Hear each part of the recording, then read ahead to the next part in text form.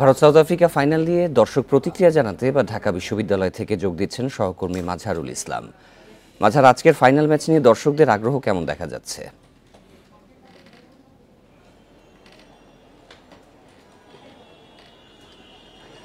হ্যাঁ দেখুন, আমি এর আগেও এখানে কভার করেছি, বিশেষ করে ঢাকা বিশ্ববিদ্যালয় এলাকাতে, টিএসসিতে বা ঢাকা বিশ্ববিদ্যালয়ের বিভিন্ন হলগুলোতে। তবে সেই সময় যে আগ্রহ ছিল, কারণ বেশিরভাগ ম্যাচই কভার করা হয়েছে বাংলাদেশের ম্যাচ, বাংলাদেশের ম্যাচ হলে তো অনেক সমর্থক থাকে, সেই তুলনায় কম, এখন কম, কারণ ম্যাচ এখন শুরু হয়নি। আমার পেছনে যে পর্দাটা আছে এখনো ওপেন হয়নি বা অন হয়নি, যেটা খেলা দেখানো হবে কিছুক্ষণ পর, টসের আগে আগে যেই বড় পর্দা সেটা ওপেন করা হবে বা অন করা হবে। এবং আপনি দেখতে পাচ্ছেন যে অনেকে এসেছেন যারা অপেক্ষা করছেন এই খেলা দেখার জন্য, কিন্তু বেশিরভাগই অপেক্ষা করছে যে এই ম্যাচটা আসলে ফ্রি মাইন্ডে দেখবেন বা একেবারে টেনশন ফ্রি দেখবেন। বাংলাদেশের খেলা নয়, অনেকেই আছে ভারতের সাপোর্ট করছেন, অনেকেই সাউথ আফ্রিকার সাপোর্ট করছেন।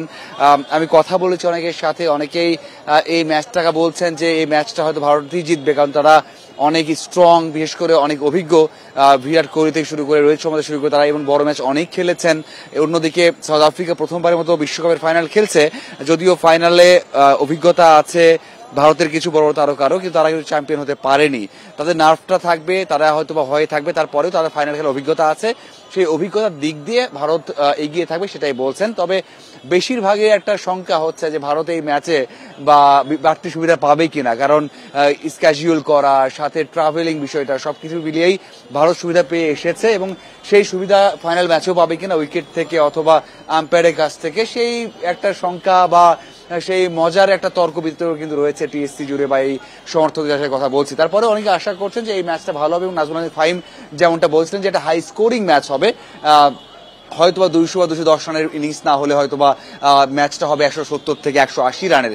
সেই আশাও সবাই করছেন যেন ফাইনাল ম্যাচের উপভোগ হয়, চ্যাম্পিয়ন যেই হোক ম্যাচটা যেন উপভোগ্য হয়, সেই প্রত্যাশা সবাই করছে। এবং আমি নিশ্চিত যে এই টিএসসি যেখানে দাঁড়িয়ে আছে এখন তেমন দর্শক নেই, সময়ের সাথে দর্শক বেশি হবে, টস হওয়ার পর বা ম্যাচ যখন জমবে আরো ঘন্টাখানিক পর বা ঘন্টা দেড়েক পর ম্যাচ শুরু হবে, একটি জমজমাট ফাইনালি হবে, এটাই সবার প্রত্যাশা। টিএসসি এলাকা থেকে জানাচ্ছিলেন সহকর্মী মাজহারুল ইসলাম।